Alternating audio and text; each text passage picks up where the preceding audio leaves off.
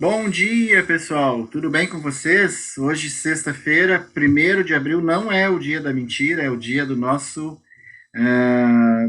bate-papo aqui, dia de tomar um cafezinho bem quentinho pela manhã. Sexta-feira, então. Bom, sou o Edson Borowski, curtam aqui o nosso canal, autor desses livros aqui, As Fake News e o Discurso de ódio nas eleições de 2018, e o Sistema Político Eleitoral do Uruguai, contando a história da nossa viagem ao Uruguai nas eleições presidenciais de 2019. Sou economista, bacharel em Direito e especialista em Gestão Pública e Direito Eleitoral. E hoje o nosso assunto é Lollapalooza. Gente, foi o que bombou aí no último final de semana. Mas eu vou pegar o gancho do Lollapalooza para a gente falar sobre as competências da Justiça Eleitoral para o pessoal compreender um pouco como é que funciona, né? No direito civil, no direito penal, a gente mais ou menos já tem um grande conhecimento, é meio normal e habitual que os advogados já tá tudo certo, né? Se tem um crime é na vara criminal, se tem uma ação do direito civil, de família, na vara de família, na vara civil, então, do fórum, né, da sua cidade e tudo mais. Na justiça eleitoral, as competências, as atribuições de cada tribunal ou cada juízo, ela é mutante.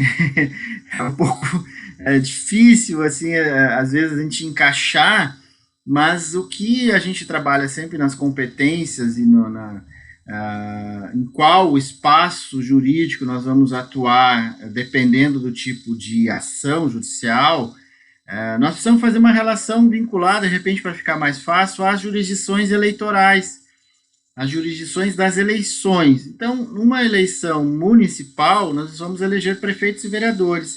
Então, nessa eleição municipal, a competência originária, ou seja, onde eu vou ingressar com as minhas ações, uma representação por propaganda, o registro da candidatura, a prestação de contas e tudo mais, é o juízo eleitoral. O juízo eleitoral, a zona eleitoral do município, né, a qual ele pertence. Numa eleição geral, onde nós elegemos presidente, governadores, senadores e deputados federais e estaduais, e distritais também, aí a coisa complica um pouco mais.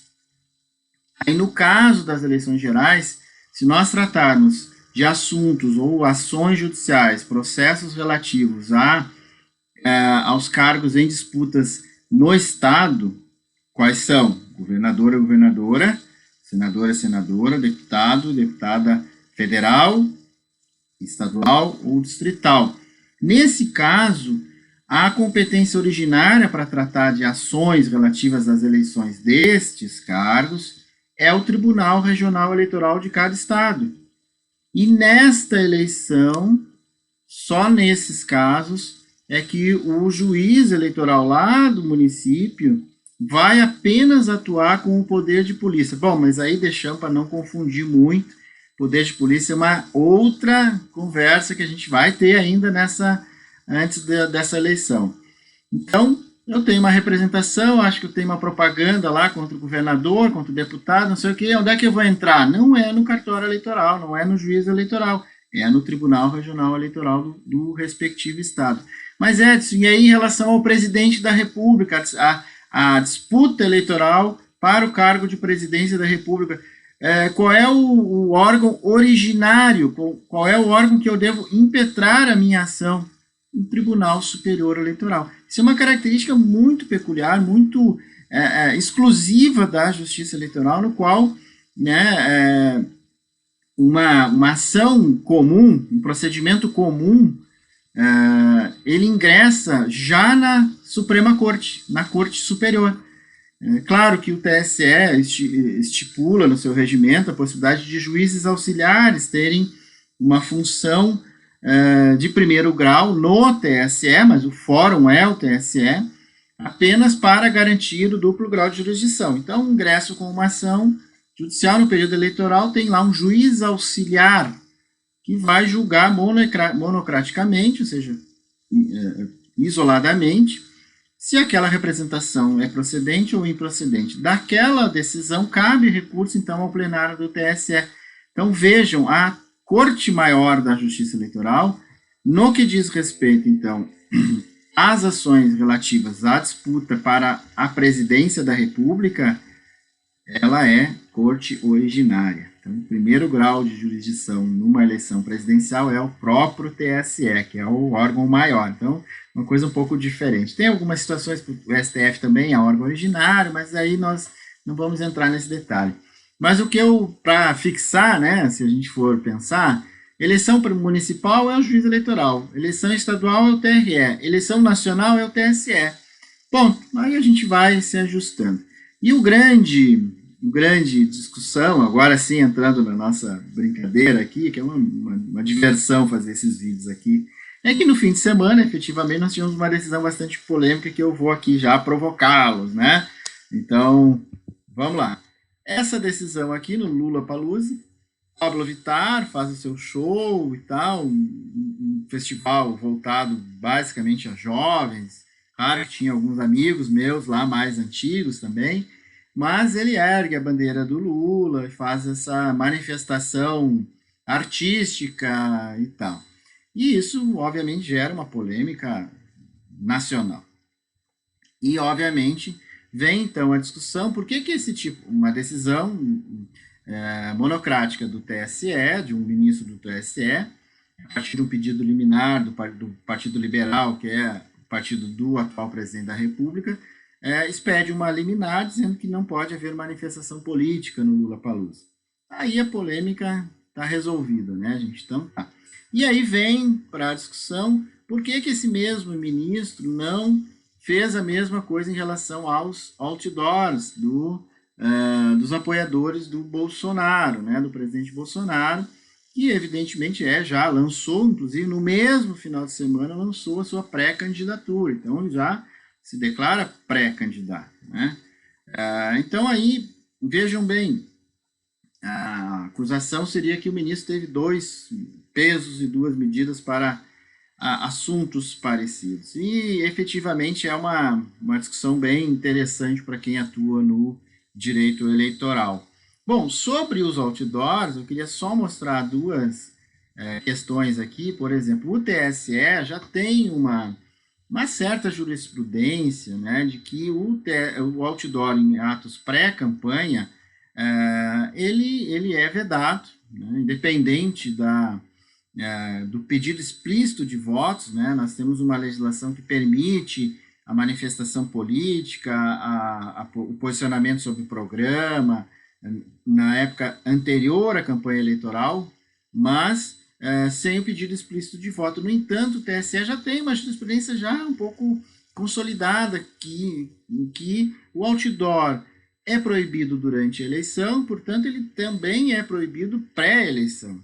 Então, em certa forma, aquilo que não vale durante a eleição não vale antes também.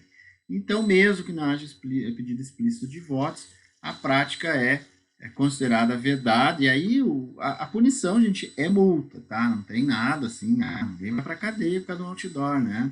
Aqui no Rio Grande do Sul, a partir de um julgamento da eleição de 2018, justamente dos outdoors em apoio ao então candidato Bolsonaro, aqui o TRE do Rio Grande do Sul, num mandado de segurança, considerou efetivamente isso irregular, né? Aqui no Rio Grande do Sul tinha ao menos 33 municípios com outdoor, e, portanto, o TRE também tem uma posição jurisprudencial já bastante consolidada. Então, depende de caso a caso, depende de cada situação. A questão da manifestação política em espaços de uso comum também tem previsão de vedação na legislação, mas ela está mais vinculada à questão dos candidatos ou dos seus próprios apoiadores que fazem, por exemplo, eu não posso, no período eleitoral, distribuir um panfleto num restaurante, por exemplo. Isso é conduta vedada. Não tem punição? Não tem punição.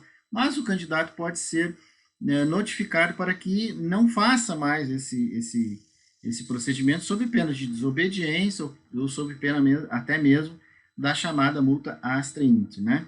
Então, são questões já tratadas no âmbito da justiça eleitoral, mas sempre, né, sempre a justiça eleitoral é uma justiça que muda a sua composição. Os ministros do TSE e dos TREs, os membros dos TREs, eles têm mandato, portanto a composição da corte ela é alterada e às vezes o entendimento muda. No caso ali do ministro, ele entendeu que aqueles outdoors lá não configuravam propaganda antecipada, cabe recurso ao pleno. A gente percebe que existem várias manifestações já rolando pelo país, pró-Lula, pró-Bolsonaro. Isso não, é impossível não chegar até a Corte Superior, até o Tribunal Superior Eleitoral, nessa eleição que provavelmente terá uma disputa jurídica muito grande. Bom, para fechar aqui, só em homenagem ao meu amigo João Leone, que me perguntou esses dias, trocamos algumas ideias sobre competências e também esse vídeo é um pouco um pedido dele. E também na Justiça Eleitoral nós sabemos que a questão da Operação Lava Jato, que atraiu toda e qualquer ação para a 13ª Vara de Curitiba, ela também tem uma controvérsia muito grande. E a decisão do STF, lá em 2019, por aí, ela traz para o debate a relação das ações por corrupção e a sua relação com as eleições. Então, o STF compreendeu que tudo aquilo que dizia respeito a eventuais crimes de corrupção e eleições, ou seja, aquela corrupção voltada para financiar campanhas eleitorais, o fórum competente seria a Justiça Eleitoral, é a Justiça Eleitoral, né? E isso gerou uma série de anulações em vários processos. Claro que existia um exagero em relação à Operação Lava Jato, de que qualquer coisa que acontecia no Rio de Janeiro vinha para Curitiba, qualquer coisa que acontecia em Porto Alegre ia para Curitiba, tudo ia para Curitiba, era um imã. Uma coisa bastante exagerada, que inclusive colaborou para o fim da Lava Jato pelos seus abusos, né? Pelos seus próprios erros. Então, essa operação ela ultrapassou em muito os seus limites legais e, por isso, ela sofre efetivamente todos os reveses dos últimos tempos e, adequadamente, ela é a própria culpada pela anulação de todos os processos, porque efetivamente ela teve um caráter muito mais de perseguição do que efetivamente judicial. Então, nós que atuamos no judiciário temos sempre esse cuidado de atuar estritamente dentro dos limites legais, com as regras legais, sem ultrapassar 1 milímetro o que dizem as leis, os códigos e a nossa atribuição. No momento que a gente ultrapassa isso, perde totalmente o foco do nosso trabalho. Então, nesse caso aqui, se tiver alguma ação judicial relacionada à corrupção ou investigação de corrupção, a competência será da Justiça Eleitoral. E aqui já tratando um pouco daquelas questões de Caixa 2, a gente viu aí, por exemplo, o ex-ministro Onyx Lorenzoni reconhecendo que recebeu Caixa 2. Então, nesses casos, atrai para a Justiça Eleitoral o fórum para a tramitação da ação e eventual julgamento. E para fechar, alguns pedidos aí também de amigos. Como é que denuncia, Edson? Eu vi um outdoor, eu vi um adesivo, como é que denuncia? Bom, eleição geral, já falei lá no início, né? Se for relacionado à eleição estadual, TRE, se for relacionado à eleição nacional, TSE. Mas vou dar uma dica para vocês aqui, né, gente? Procuradoria Regional Eleitoral, vocês podem acessar pelo site do mpf.mp.br, ou seja, o Ministério Público Federal, tem aqui uma abazinha eleitoral, e aí vocês podem acessar a Procuradoria Geral Eleitoral, que é quem atua no STF. E aqui vocês vão, né, tem espaço para denúncias e tudo mais, e aí é só procurar o Rio Grande do Sul, Procuradoria Regional Eleitoral do Rio Grande do Sul, e aqui tem campo para denúncia. Então, mas Edson, eu quero denunciar o outdoor do Lula, o outdoor do Bolsonaro. Legal, entra aqui no Ministério Público Eleitoral, né, na Procuradoria Regional Eleitoral do Rio Grande do Sul, e você vai preencher uma denúncia. Está aqui, bem simplesinho. Uma denúncia, uma representação, um fato ilícito. Você vai indicar à Procuradoria uma informação. Cadastra aqui, pode declarar, inclusive, sobre sigilo, anexar arquivo, é bom sempre ter foto, para identificar bem endereço e tudo mais, para que o promotor, no caso da cidade, se necessitar intervir, o procurador regional eleitoral fundamentar a sua representação para uma eventual retirada de material, por exemplo, tem que dizer onde está o outdoor, tirar foto do outdoor para poder identificar se efetivamente aquele outdoor está irregular ou não. Então, é necessário que essas informações cheguem até o Ministério Público Eleitoral para que se dê andamento a uma eventual ação. Tá? Tudo na internet, não precisa sair de casa, só tira a foto, só manda as informações aqui e vai chegar lá na promotoria. É isso, gente. Hoje foi um papo mais reativo a partir das manifestações do final de semana e nós estamos já, obviamente, 6 meses da eleição. A eleição é 2 de outubro e amanhã é o último dia. Hoje é o último dia da janela partidária. Quem quer trocar de partido sem perder o mandato são deputados federais, estaduais e distritais. E amanhã é o último dia para a filiação partidária para estar apto a concorrer na eleição de 2022. Então, 6 meses antes da eleição, 6 meses de intensa atividade e nós voltamos na próxima sexta-feira. Quem gostou, curte o nosso canal, deixa um recado, pode comentar, pode compartilhar, bota no grupo do WhatsApp, bota no grupo da família e vamos lá, vamos fazer uma eleição legal esse ano que ela promete. Um abraço, gente, bom fim de semana.